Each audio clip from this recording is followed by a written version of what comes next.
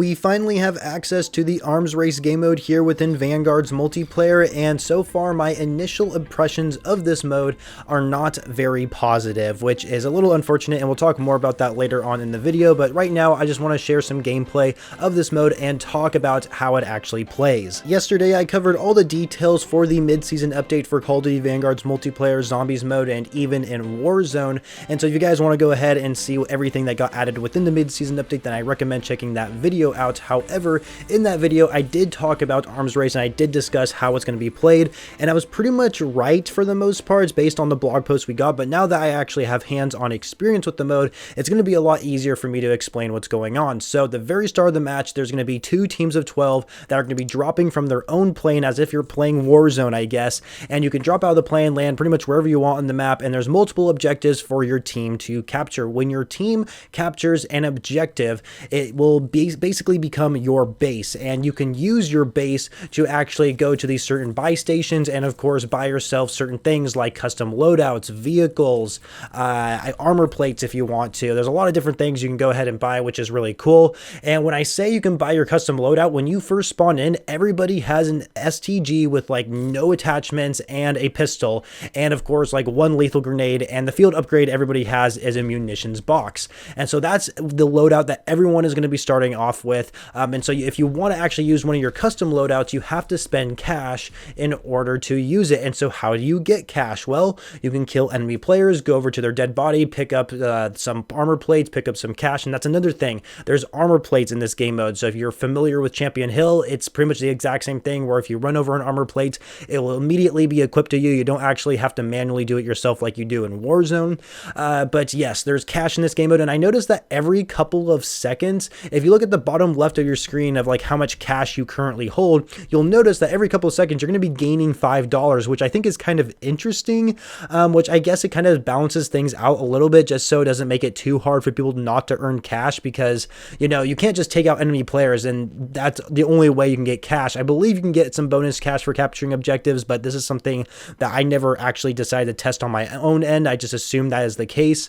And of course there's also a nebula crate that is going to be dropping from the sky, and your team is going to have to pick it up and basically plant this nebula bomb at one of the bases. And when you do so, that base is no longer accessible, which means that you have to actually go ahead and fight at other locations to capture a different objective, which is kind of interesting. And so by the end of the match, what usually happens is that there's enough nebula bombs for everybody to grab and get a hold of and basically blow up every base there is on the map until there's one objective left, and whoever is holding that objective is most likely going to win. And that's basically how you win in this game, is by holding the most or the last objective available during the match. Hopefully I explained that really well. So basically you drop in from a plane, everybody starts off with the same weapons, you try to capture a base, you use money to purchase vehicles, purchase your custom loadouts, other type of equipment, and by the way, the motorcycle is actually free to use, and we'll talk about the vehicles right now, I suppose. So the vehicles,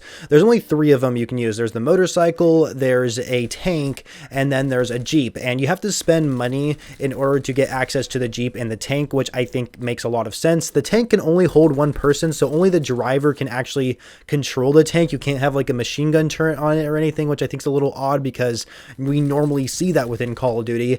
And so the tanks, you don't really see them too frequently, at least from what I played so far, but they can be really good, and they're very, very beneficial for trying to take over objectives. So if there's a certain base your team does not own, and you know you have like the enemy team holding it down or whatever, there is these different like walls that you can build essentially, and you can also blow up these walls. They absorb a lot of damage, so you better hope you have like a rocket launcher on you or something. But the tanks, however, can blow up these walls a lot easier, making it a lot easier for your team to actually get into the base and of course take it over. The only thing I don't like about having the bases with these like structured walls, like I'm totally fine with having to build these walls and like creating them to like keep out the enemy players. Like I totally understand that. I don't really have anything against that. The thing I don't like is that is the only way for you to get access to these bases, is by blowing up these walls. There is no other way to get in, unless it's like one of the green doors where if whoever owns the base, like if their team gets near that door, then it'll automatically open for you. So I guess that's one way you could enter it if you're an opposing player. But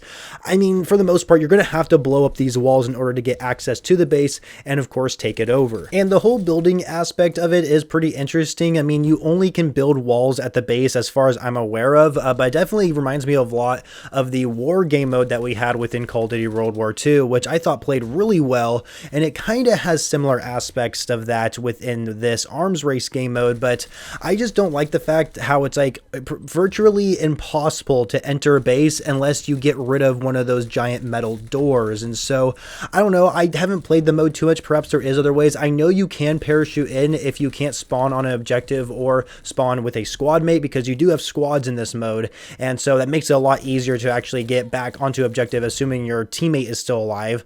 But for the most part, it's not as good as war mode in my opinion. I think that there can definitely be a lot more improvements and a lot more additions to make the game mode a lot more interesting, but we also got to remember that this is a huge map as well. This is by far the biggest map we have within Vanguard's multiplayer, and what's interesting is that in normal multiplayer for Vanguard, like with the certain combat pacing options that we can get up to like 20 versus 20 like matches, which is insane. But for this game mode, we only have 12v12, and I feel like there could be a lot more gunfight engagements if they added more players to each team. I think 20v20 would be a perfect amount of players to put on each team. I don't know if they will add a respawn timer if they were to add more players, because as it currently stands, there is no respawn timer, which is something I was kind of worried about. So I'm glad there's no respawn timer and it lets you get back into the action right away. But I'm just not like a huge fan of like how many players there are on each team based on this big map that we're playing on. Also, the meta right now seems to be the Whitley LMG. Big freaking surprise. The Whitley is like the most overpowered gun in the game, plus sniper rifles, because of how wide open these areas actually are. And I know earlier I was talking about vehicles, but I completely forgot to mention that I don't like using the motorcycle whatsoever. That's pretty much the only vehicle that I've drove. I guess I have driven an enemy tank, but it was already weakened and I knew it was going to blow up soon, so I just wanted to try it out for a split second. But the motorcycle, I personally don't like the way it's handled. I think the vehicles could be handled a lot better. The way that Warzone does it, like the handling for vehicles in Warzone works extremely well. I don't know how they're able to pull it off so good, but for some reason, if you compare it even to Black Ops Cold War vehicles, it just feels really hard to control, and I don't like that at all. And I hope they can do something to make the handling a little bit easier, especially on the motorcycle, because there's times where like I'm trying to turn, but I'll like turn too hard and like my bike will just stop moving. I'm just like in this wide open area for people to just take me out, and it's just, oh my gosh, it gets really annoying, you guys. But yeah, the vehicles I think could use a buff. Also, you can use cash to purchase kill streaks, which is good and all, but there's not really much options to buy kill streaks. You can get UAV, you can get a strafing run, I think you can get a death machine and war machine. I know the glide bomb is the most expensive, but that's the most expensive. Why can't we get a ball turret gunner especially on this big open map? That would be amazing and super beneficial for your team to actually end up winning. But right now we don't really have too many options when it comes to kill streaks, which I think is a huge bummer. Like, I really wish they would add a lot more vehicles to this game mode and add more kill streaks for us to purchase whenever we want to use them. And I don't know why we don't have that. And of course, add more players while they're on top of it. But I wish there was other ways you can collect cash as well, because there really isn't any way to collect cash. I mean, every couple of seconds you get $5, which I guess is good, but I mean, there just needs to be more to this mode. It feels like I'm playing a beta version of Arms Race, and there's a lot more that should be coming to this mode, which I'm sure will happen in the future. But man, like, us Call of Duty players were just left in the dark when it came to Vanguard. Like, there was just nothing happening to this game, and when something does happen, it's just not that exciting. And I really wish they would do a better job with this game mode, and I hope it does improve over time. I guess maybe my opinion will change of it over time as well. These are just my first impressions of it. This is like some of my first gameplay that I got recorded too. So anyway, that's going to be it for the video, guys. I hope you enjoyed it. If you did, make sure you leave a like on the video, and of course subscribe to the channel for videos every single day, and I shall catch you guys later.